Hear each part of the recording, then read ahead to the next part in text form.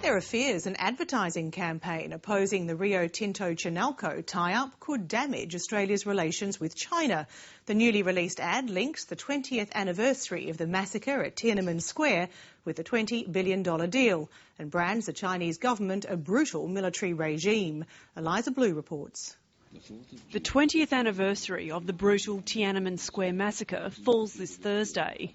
An Australian businessman has used the occasion to urge the federal government to block a $20 billion deal between Rio Tinto and Chinese aluminium manufacturer Chinalco.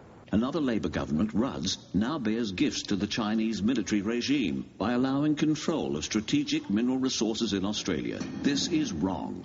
The question is whether we should be allowing a foreign country, particularly with a human rights record like China, to own our strategic resources.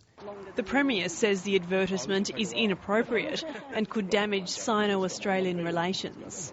It will do it no good at all, and this is a business arrangement. The issue is solely one of Foreign Investment Review Board approval. The Federal Treasurer, Wayne Swan, is expected to hand down his decision on the Chinalco deal in the next fortnight. Both Rio Tinto and BHP Billiton are continuing to negotiate with the Chinese over the price of iron ore for the coming year. Today, the big Chinese steelmakers again made it clear they're expecting a much bigger drop than the Australian companies are offering. Last week, the Japanese secured a 37% reduction on last year's record benchmark iron ore price.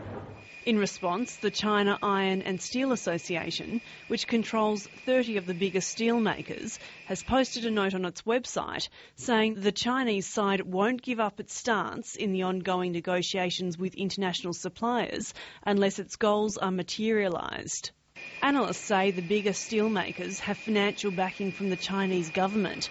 Certainly the top 10 will certainly be pushing for bigger discounts, whereas we may see cracks starting to appear in certainly the smaller end of town in the Chinese steel market.